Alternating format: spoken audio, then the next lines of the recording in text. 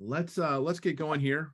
Want a couple things you guys know. If you've been on a webinar with us before, we love to remind you to engage. So, we're not going to be here very long, but we want this to be a challenging season, to just kind of be a good moment to sit in and dial in, focus, put down phone, social media, email. Don't multitask us right now, but really dial in and kind of lean in a little bit, and then join. We've already asked city, state leadership role. We want to use this for active dialogue on our chat over here. So, if you wouldn't mind jumping in there and putting that in there, it's good. My name is Brian Rose. I'm the Chief Engagement Officer and Senior Lead Navigator for Auxano. I'll be your host. I would kind of be back here facilitating conversation, some of those other things. Our presenter today is our co-founder of Auxano and Chief Executive Officer, another Senior Lead Navigator, Jim Randall. And then behind the scenes, as always, Bob Adams is helping us with Q&A and kind of managing things. So, Jim, thanks for jumping on today. How are things in Merritt Island, Florida, where you are? Thanks for having me today, Brian. Things are good. We've got a beautiful day here on the Space Coast. Excellent. Well, let's talk about engagement pyramid, Jim. Let's just kind of jump right in here to the engagement pyramid and kind of what is Connection going to look like this fall? Give us some thoughts here as you've been processing this. Well, if we go back just a bit, go back to this past March, Lifeway Research did a nationwide survey, and there's two things that kind of we look at as a bit of a benchmark. The first one is that 1 in 4 of people who were a part of our churches pre-COVID, 1 in 4 of those are still missing from their return to church. Now, while this isn't technically a regathering webinar that we're talking about today, what I do think it does is it helps us to begin to think about what's the mindset shift that we're going to have. I mean, because here's the reality: attendance is dropping.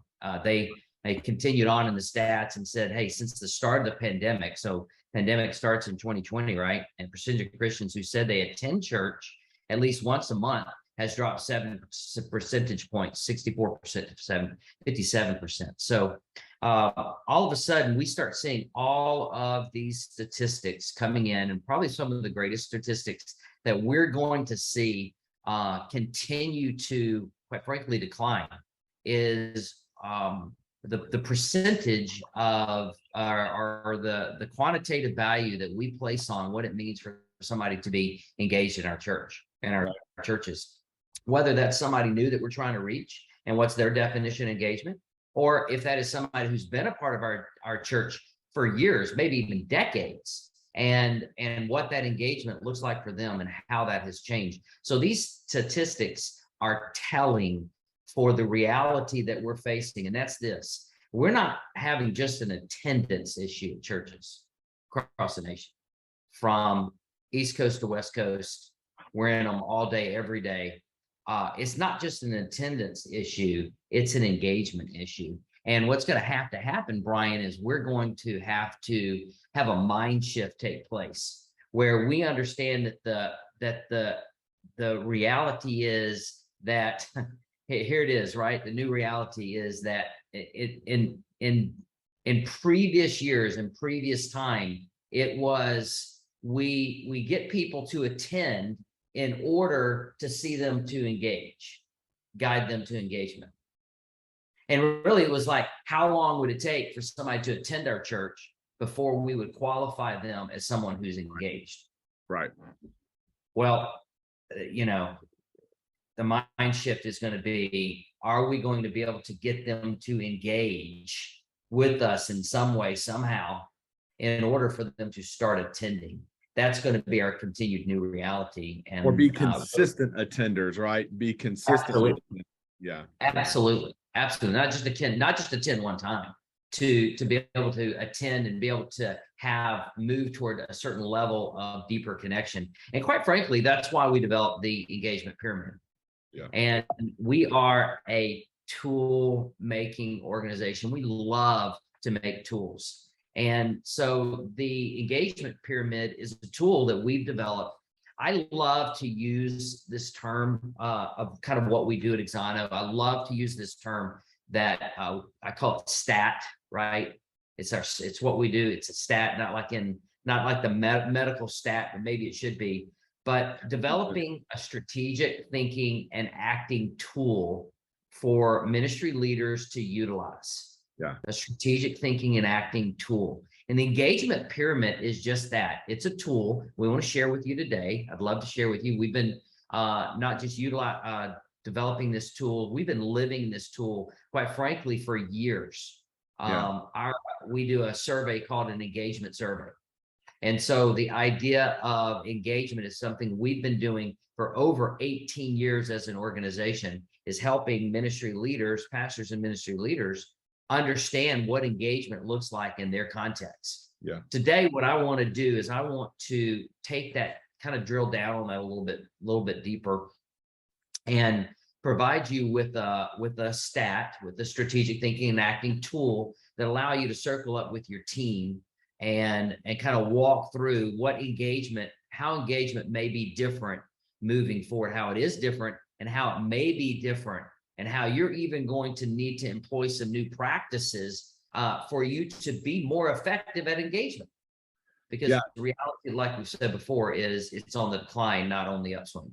And Jim, I'll tell everybody, we're going to follow up this webinar with an email that has a PDF that it's kind of a listening guide you can use with your team. So if you're watching right now and kind of furiously taking notes, we'll have this engagement pyramid with some fill in the blank and kind of discussion, strategic thinking and acting kind of movement forward. It'll be in that follow-up email that you get from us at the end of the day. And I think it's also important, Jim, to kind of, as we've put together this tool, the etymology of it really comes out of looking at younger families too. It's not exclusively for younger families, but if you look at the younger generations we're trying to reach, they're not automatically oriented toward, just regular attendance, some of those things. Like priorities look different in younger generations. And so this really engagement pyramid is specifically thinking about, how do we tap into this new ethos, this new culture of younger families that we see returning, but not necessarily returning in the same way that,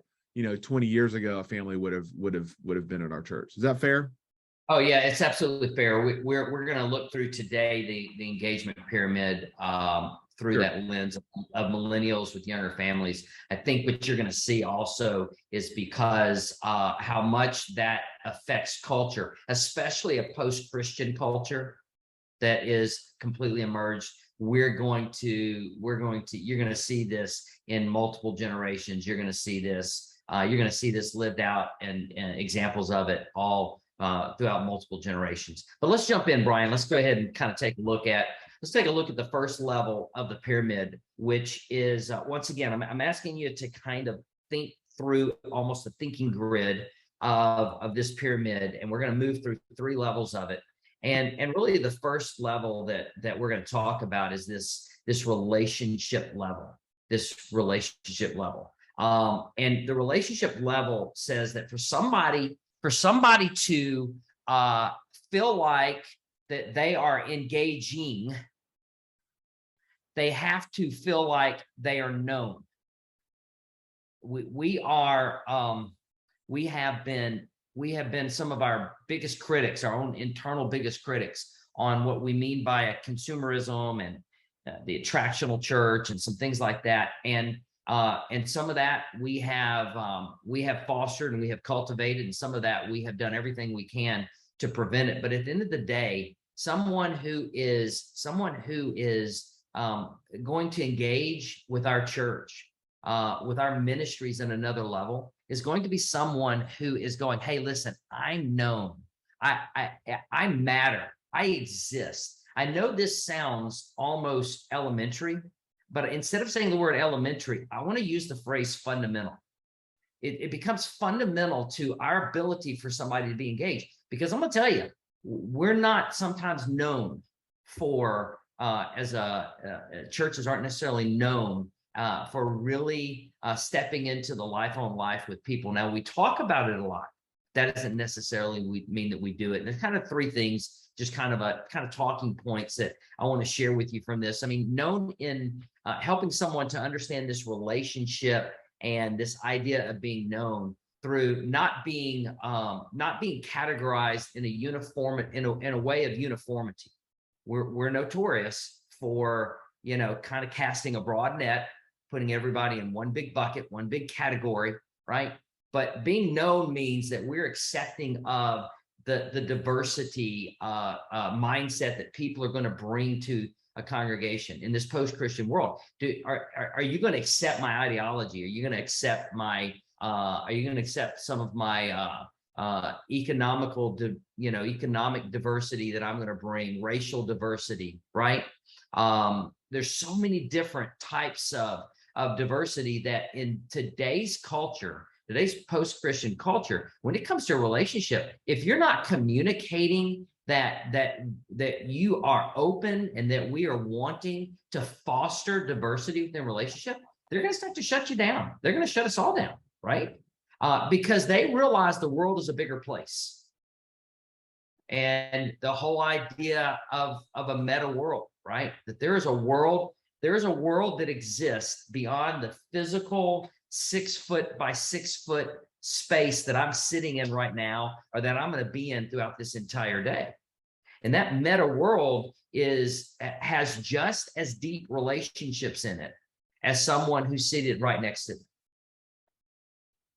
And so we have got to work incredibly hard at helping to foster that, to be able to help them to see that. I'm going to give an example here in just a few moments of how even as a, you know, even as a church, we've got, I mean, not just as a church, how we can be effective at that. But also, listen, let's not take for granted that that there is a core part of who we are. There is a core part of the people who are close to us. There's a core part of the people who know us by name is essential. And I would often wonder, I would often sometimes even question when you're hopefully doing this with a team, your team, I would probably say more often than not, you're going to be able to say, you know, people do attend, show up, share interest with our church, but we really never get to know them. We really never engage them to know who they are, to know their name, to hear their story. And that's going to be pivotal for us to think through this as we go through helping somebody to develop a lasting connection. Jim, I'll jump in here and say, you know, 20 years ago in the church growth movement, we tried to create safe spaces in our worship so people could come in and not be known, right? Could be anonymous and could slide in and out. And I think, you know, if you take a step back and really look at the reality of church engagement today, and, you know, I see Rachel on here, a few people that have been a part of our first-time guest experiences, some of those things. If someone's coming to your church, there's a reason. And it's probably not likely that they just want to remain in the shadows as much as that was 20 years ago. You know, we live in a society that's like, hey, know me, who I am. They kind of have these, you know, kind of social media personas, some of those things. Like the ability to truly be known, I think is a core value that steps out. So when we talk about I am known, we're really kind of, you know, we're not want to return to, if you're a guest today, please stand up kind of days. But it really is an invitation into relationship, maybe even a lot faster than we used to, because, hey, listen, they're here for a reason. And that's likely, you know, an engagement kind of reason in that deep level of being known and knowing others, which is why, you know, Travel Ball and some of these other things work so well right now, because, man, you're known, right? You're a part of a community and you're known. And that's why we see families drift into those places. Does that make sense? It does, and I would actually kind of I think value, you know, it's kind of a core value as a people wanting to be known is a true statement. I would kind of almost, if I could even parse the word there a little bit, I would say it's a core need for people, and there's a desire for that, because you cannot live in isolation, and we know that we're not, we don't have to revisit that, but I do believe that it's a key aspect. And so really the question is really as a church, right? How can we what? I mean, what's the question that we've got to, as a team, what do we have to ask here, right, Brian? It's Yeah. How are we helping people feel known? Yeah. how are we helping people feel known? So quick story, it kind of parallels a little bit with what you're sharing there, Brian.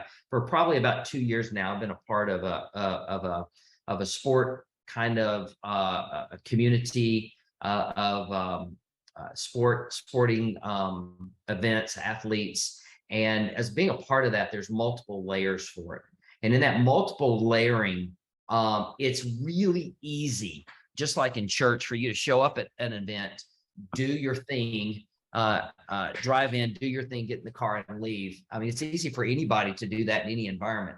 But this particular one that I'm a part of, it's Spartan, by the way, the Spartan community that I'm a part of, really kind of helps characterize what we have to do in the local church.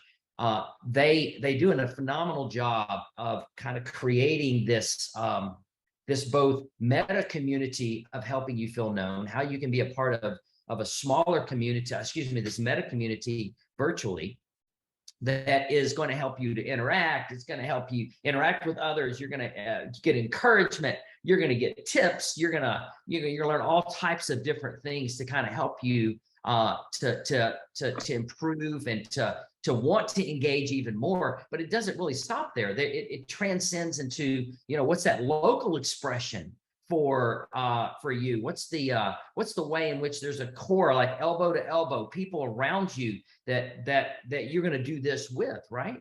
And really what happens is the church has done this for, quite frankly, centuries, but certainly as we know it, for decades. The church has done a good job at this, but I think in a lot of cases, we've taken for granted that people are going to dial in, that people are going to, on their own, step into this. And I definitely think that what we have to do to help people feel known is we have to guide them into it. We have to help them. We have to provide some of the same avenues of obviously moving them toward being a part of a group, moving them toward some of the fundamental practices that we know that we should be doing of connection, those fundamental practices, right?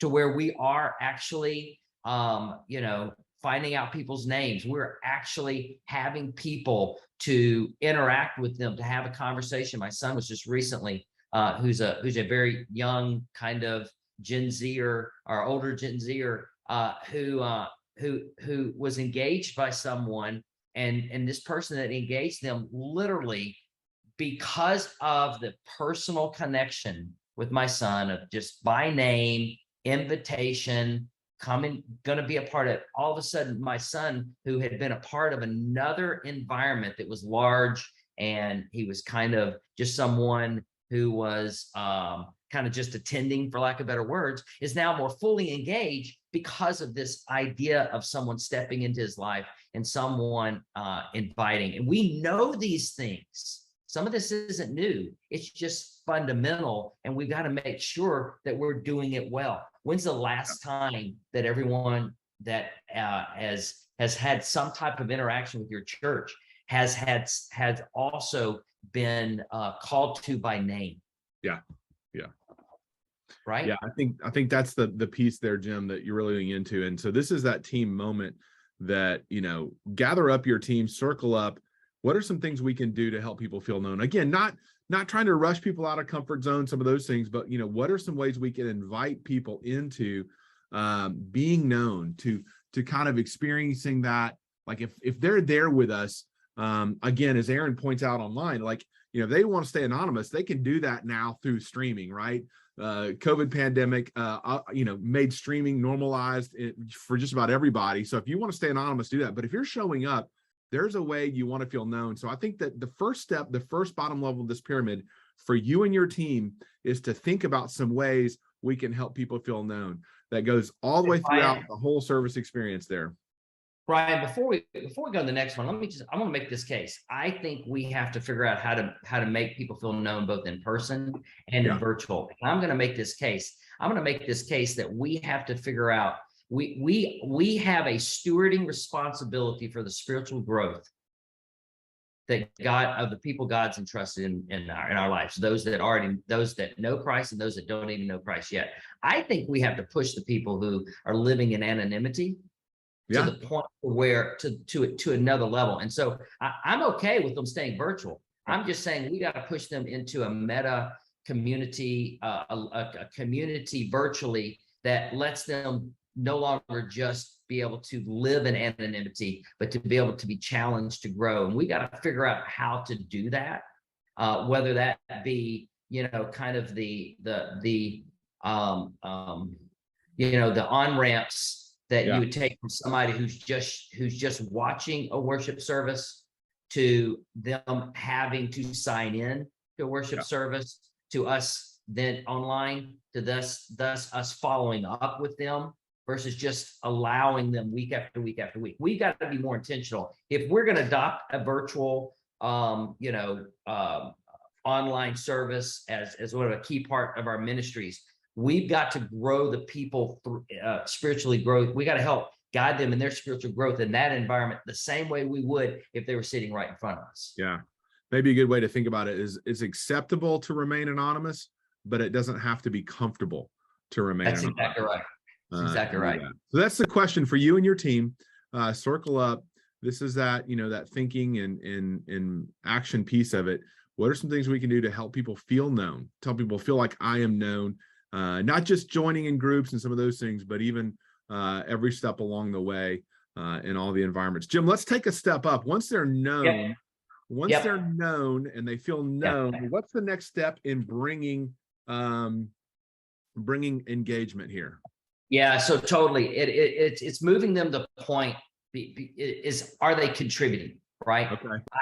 Them answering the question, hey, listen, for me, and by the way, I love the word. It's actually an understated word in here. The engagement period, 3 levels of lasting connection.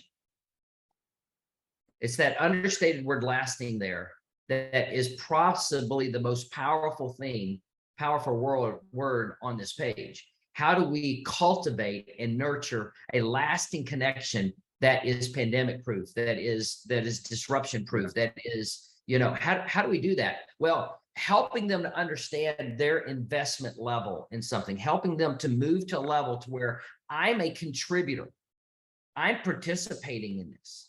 Because gone is the day, and once again, I'm not saying that there's not ministries and churches out there that are able to be effective in this, but culturally, both within our church and in a post-Christian culture, gone is the day is the very broad expression of contributing, that I can just kind of throw something out there. I can contribute either money or time or whatever in a very broad way, and it counts, right? I'm not saying we don't do those things. I do those things. We all do. We all have examples of that, but we don't feel like we're contributing. And so today we have to think through these 3 kind of key words here, kind of thinking through, like, just some words for you to think on is the idea of an exponential, right? Am I investing in an exponential way? Not just in a casual way, but in a causal way. I'm not going to just get some value out of contributing. I'm going to add value. I'm going to multiply value. It's going to be value that is making a difference. It's tangible, right? It's, once again, not broad. It's very causal. It's very specific. And we've got to start moving, because we are, once again, historically speaking, this is a mind shift that's got to happen. Historically speaking, what have we done? We've kind of cast a really broad net for contribution and investment, right? Love the idea of cooperation. I'm not against cooperation by any means, but what I am saying is that in typical speaking, when something is so broad, it's not personal. And when it's not personable and it's not tangible for someone, then they are less likely to invest or less likely to contribute. And by the way, I'm not necessarily talking about money here. Yeah. I think money comes into play. I do think it is, the investment of our gifts, of our time, right? Of our ministry, of our, of our resources, of our funds. Sure, absolutely. But we have to recognize that someone that is engaging in a lasting connection, you're going to see the characteristic that they are invested. We've heard the phrase, I'm vested. I was literally talking to somebody 2 days ago. Here's their comment. I'm vested.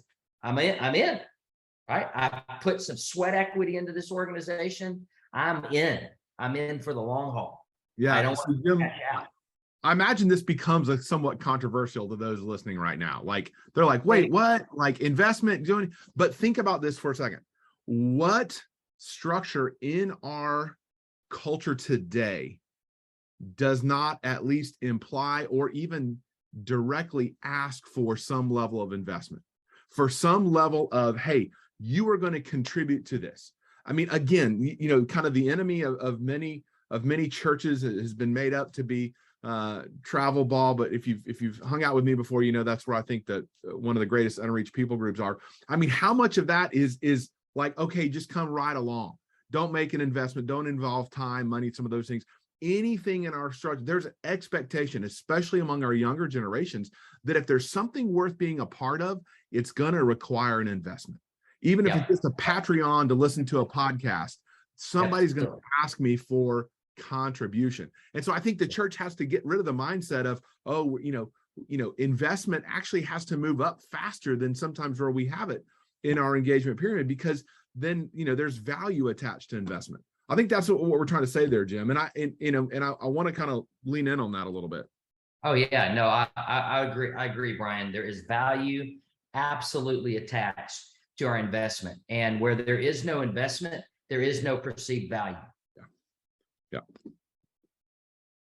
Where there is no investment, there is no perceived value. Yeah.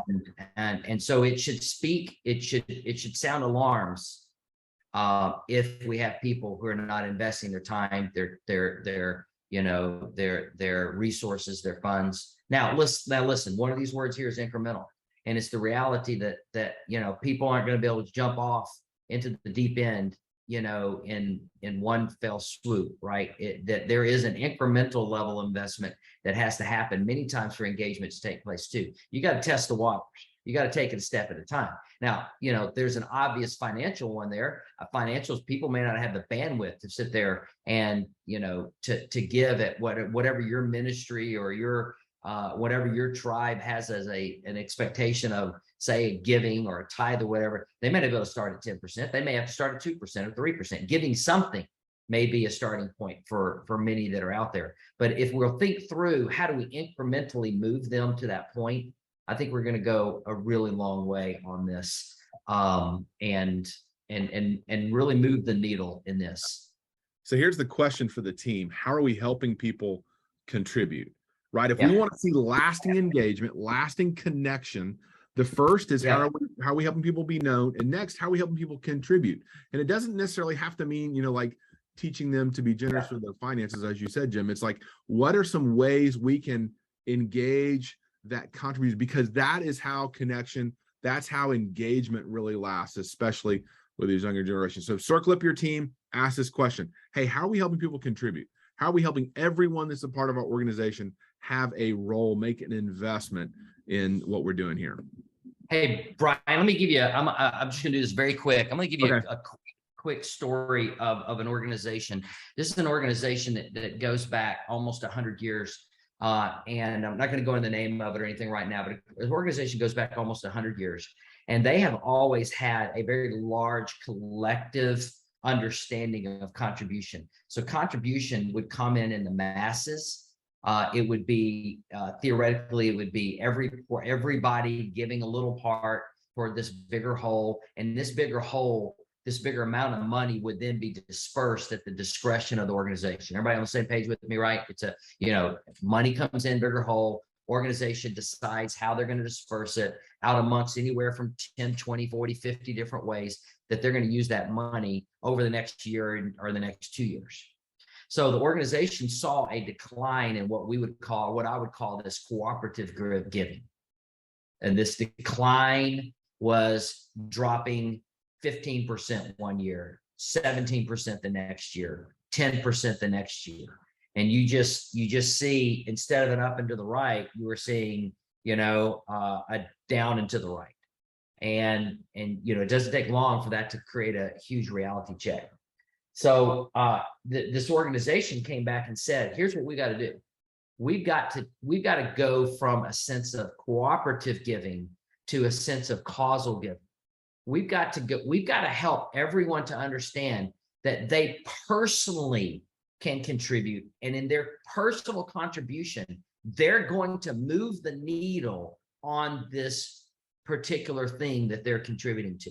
So in their case, they came back, created once again, changed how they were doing it, changed their mindset, right? Because it was all about quote unquote big cooperation in the past. Changed their mindset, came back and said, hey, listen, this idea of causal giving, we're going to give to these 5 things, and we want you to feel comfortable in directing what you give to these 5, any one of these 5 things directly. So they identified foster care and adoption. They identified literacy. They well care for babies, pre and post natal care for moms and for babies, immigration, refugees, right? Human trafficking. So they identified these 5 big areas and challenged their broader group now with a huge decline in giving to give with specificity, to contribute in a way that felt far more personal. Take one guess, Brian, what's happened since COVID? It started this in COVID. What's happened in the last 2 to 3 years with that organization? I'm going to go out on a limb and say the giving's gone up. Giving's gone up substantially. Okay. Expecting $1 million gain just this year alone. Wow. Just that approach, right? Because they're connecting, a lasting connection came through a personal contribution, not a broad, not a catch-all category. Yeah, I think it comes back to that. It's just an expectation today that we're going to have a part. We're going to play a part in something bigger. It's just absolutely. Where again, most of us cut our teeth in the church growth movement 20, 25 years ago. We're like, hey, don't really talk about those things until we really get them plugged in. Now it's like, hey, to get them plugged in, there has to be contribution. Well, there's no question, and I think that maybe even the front door to most of our churches is going to end up being one of those front doors, may not the front door, is going to be in how they are contributing in some way, in some type of missional initiative with their volunteer time, with some of their financial resources. Jim, I jumped the gun and hit level 3 on the slide. Sorry. Okay, let's do it. No, let's do it. No, progress. Yeah, absolutely. 3rd level is progress. So we got relationship. We gotta think through their engagement through this relationship level. We got to think through it through this investment level. Now we got to think through it through this progress level. And I don't want the progress level of kind of the key thing here. Am I better? I am better. Like, I am known, I am contributing, I am better. If I'm achieving these 3 things, I am more likely to be engaged. So let's not look at progress through some type of, egotistical or narcissistic lens. Let's think about this idea of progress and I am better. It's like, hey, is this helping me to be a better person? Am I becoming a better Christ follower? Am I becoming a better disciple? My maturing, right? A maturing disciple because of my engagement with our church. Because quite frankly, if you're not seeing progress, it's too convenient. It's too convenient for people to go spend their time doing something else. And I'm not talking about at another church, to spend their time doing something else if they're not seeing progress from it. And what we've got to do is we've got to, as a church, we've got to be extremely conscientious and extremely intentional. It's not our job to we want them to have a personal responsibility for growth, but we are responsible to help nurture that, to help cultivate that, right? And Yeah. so when we think of that, there's a couple of key words here. We talk about the word is, growth is being markable. I love this, like the marks of a disciple. I love that. Can someone mark their growth? Can they see that, can they see that it's not about, it's not, I tell you what, let me say what I think that oftentimes we think. I often think that really when we talk about engagement, we really talk about whether they're involved or whether they're going to certain things. And I think the ultimate mind shift that we have to have here is that it's not about where they're going, it's about where they're growing. And until we will confess that we have been more concerned about counting them on Sunday than we have been praying for them and helping them to grow all throughout the week, then I don't know that we've created a culture in our church that is going to have a lasting connection. So we've got to figure that out. And, it is once again, something that God's enabled us to do at the deepest of deepest levels, which is to change that thinking of what the scorecard is, what it means for somebody to be involved. What does it mean for somebody to be assimilated? Assimilation can mean one thing, formation can mean something else. And you can have people assimilated and showing up, but that doesn't mean they're spiritually formed. Yeah. And people at the end of the day, they're going to get tired of just showing up if their life isn't being changed, right? They want to share that with other people. I mean, we're in a shareable culture, right? Like meta world, metaverse, right? Can I share that? Can I push that out? Can I tap it? Because it adds value to my life. I want it to add value. It's making me better. I want to help make someone else better, right? Personal, and am I growing in this? And so at Exano, we really have spent quite a bit of time, and you're even going to hear more about this in the months to come, about this important aspect of what it means to help someone grow in their walk with Christ. We use the term outcomes. What are the outcomes? That's kind of the more formal kind of term that we would use. But the bottom line is, what are those marks of a disciple? And are the people that we're leading, are they growing toward those marks? And are those marks just as important than the number of likes that we have on our social media? Are those marks of a disciple just as important as the attendance that was a result of this past Sunday? We've got to rethink that in a way to say, hey, listen, marked success, progress is critical.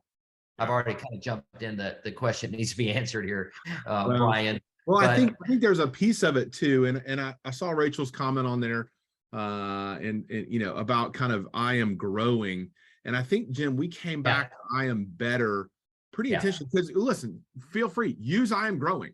How do we help people grow? I mean, listen, the tool works for you, in the way that you can apply it. But I feel like if you look at the lens of helping people engage in connect in a lasting way who aren't engaged or connected right now, that being able to mark progress, being able to have that sense of not just I'm growing, but man, this is making a difference in my life and the lives of those around me. Jim kind of illustrated, like, I could choose to go play golf 3 Sunday mornings instead of go to church. Hopefully by the 3rd Sunday morning, I would feel a little bit better than that first Sunday morning, right? If I was investing time, and you think about it again through that travel ball lens, there's relationship, there's contribution. And then if there's not progress, guess what happens?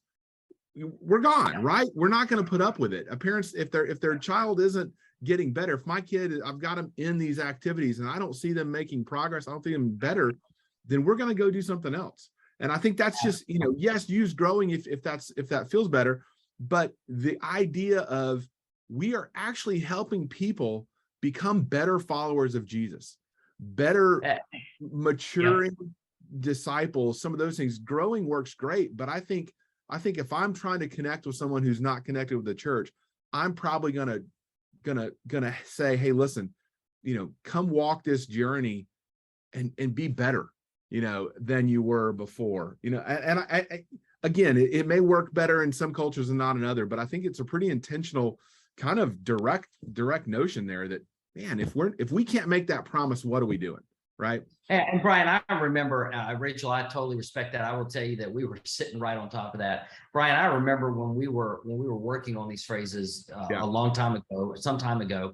And we kind of asked the question, if we're gonna wrestle with these three levels, if we're seeing in our data, if we're seeing churches and ministry and people wrestle through this, what's the actual kind of thing that they're wrestling with?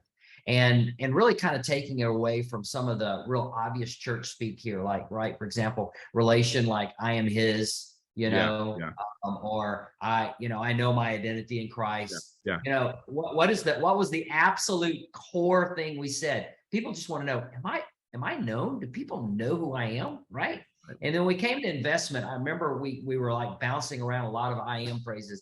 It's like, hey, you know what? At the end of the day, like, am I contributing? Am I actually adding value to whatever this is? And I feeling like I'm making a difference. And we got to this last one because I do remember how much it was between the I am growing and I am better. We literally kind of came back and said, at the most, and once again, careful on the language here, but at the most kind of surface or superficial level of this, we said, you know what, even before they know whether they're asking whether they're growing or not, the question was, are they better? Like, am I better today than I was? And is it the same thing as growing? Absolutely it is, right? Absolutely it is. But we sit there and thought, what an interesting way to challenge someone who is post-Christian, right? Who may not ask the question, am I growing? But will say, am I better today than I was yesterday? And so that's what we wrestle with. Yeah.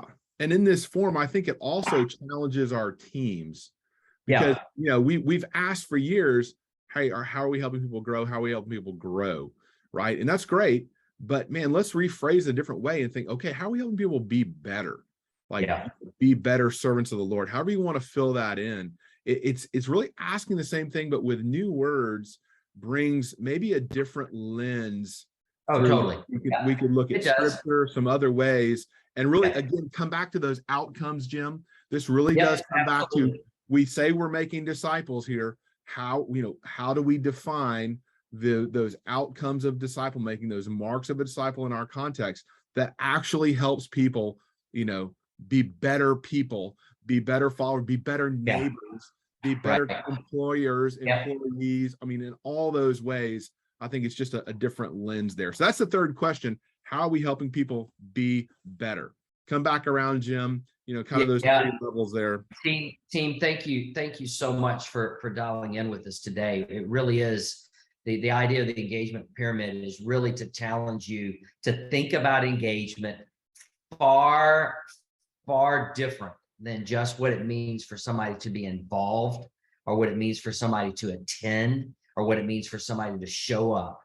But for us to think about engagement through a lens of a millennial young family that is, got some children in there, and they're sitting there going, hey, what is it going to take for us as a church to reach that family that has either become disconnected from church or never even really seen the value of church? How are we going to kind of come at them in a different approach than just announcing, here's the event we're going to have, here is the, here's the service that we're going to have, just from that almost quasi attractional kind of mindset that we've had. Nothing wrong with that.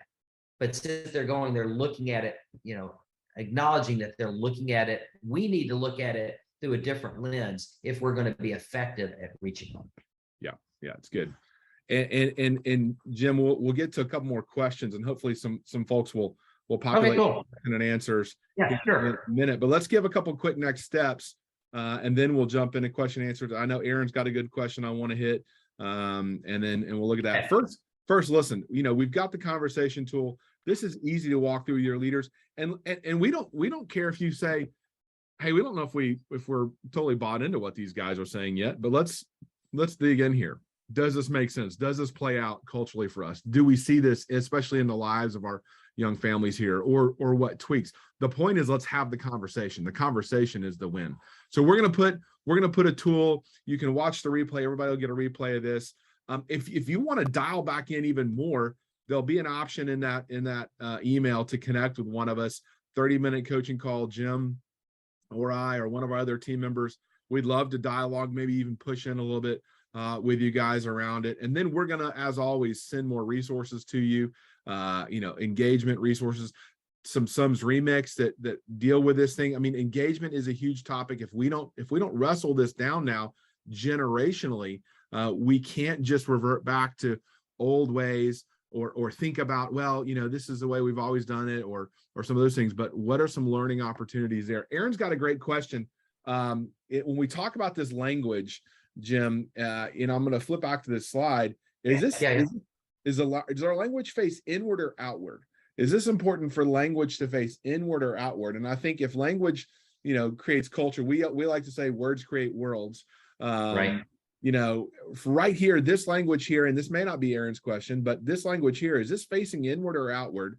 And then what do we do? It's totally a bias outward. And I'm going to assume that when, as Aaron asked that, the facing outward is the people we're trying to reach, a post-Christian culture. That's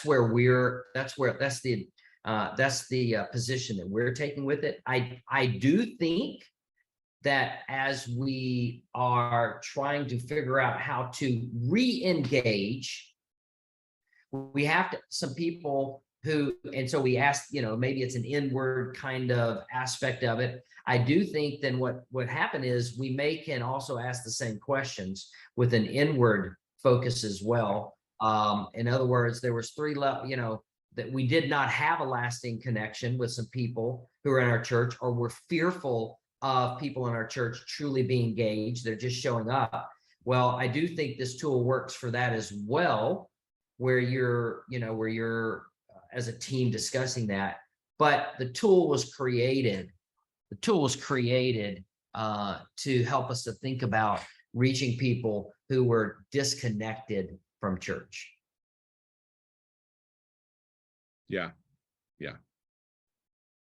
Disconnected and not, we do love